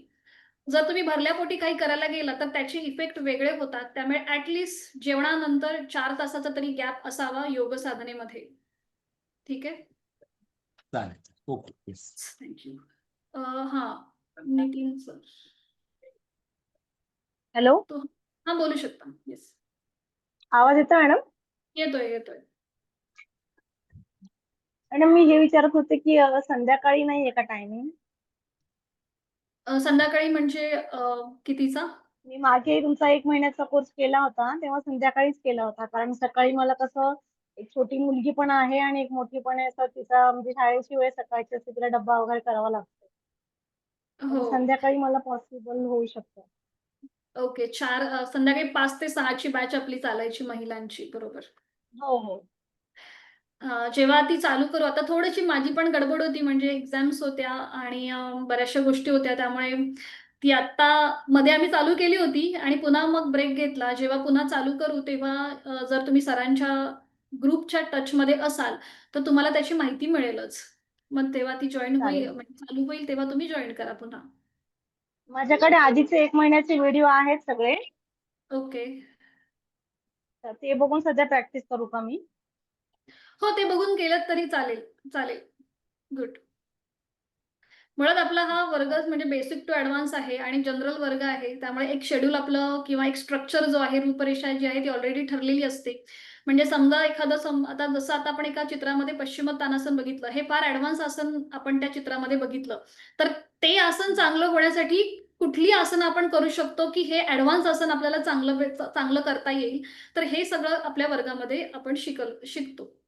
ते लास्ट कोर्समध्ये कसं माझं जरा थोडे काही दिवस म्हणजे मिस झाले होते. ते मला नाही कळाले म्हणजे. व्हिडिओमध्ये आहे ते, पण एकदा म्हणजे व्यवस्थित बघून केलं तर व्यवस्थित म्हणून मी एकदा परत पुन्हा कोर्स करायचा होता मला त्यासाठी. हो, चालेल. जेव्हा आपण नवीन 4 म्हणजे 5 ते 6 ची जॉइन चालू करू, त्यावेळेला नक्कीच तुम्हाला सांगू. हो, चालेल. Thank yes. अजून कुणाला काही प्रश्न किंवा सर तर माझा नंबर शेअर करतीलच. जर काही अडचण किंवा प्रश्न असतील तर तुम्ही मला मेसेज करून विचारू शकता. आपण आपल्या सत्राची सांगता करूया.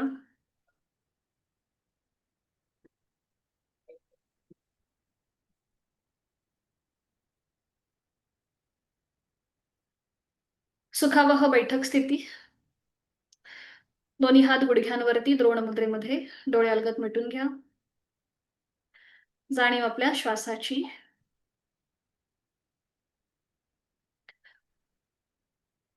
दोन्ही हात जोडून. शांतीपाठ.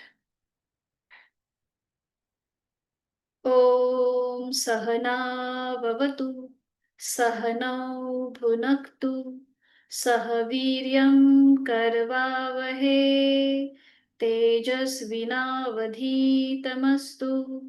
मा विद्विषावहे ॐ शान्ति शान्ति शान्तिः. दोन्ही हातांच्या तळव्यांचं एकमेकांवर घर्षण. निर्माण झालेली ऊब आपल्या डोळ्यांच्या आणि चेहऱ्याच्या स्नायूंना देऊन अलगद डोळे उघडून एक दृष्टी ओमकडे. हरिओम, धन्यवाद. जिथून आपण सुरुवात केली तिथेच शेवट. एक मिनिट.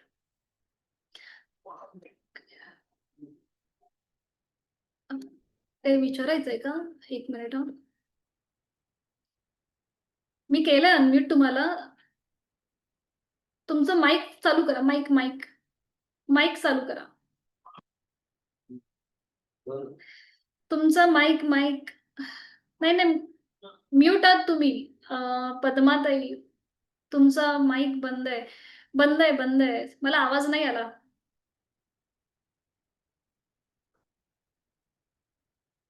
तुम्हाला मी अनम्यूट केलंय.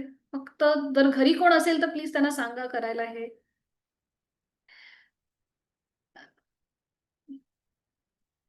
आवाज नाही येत आहे.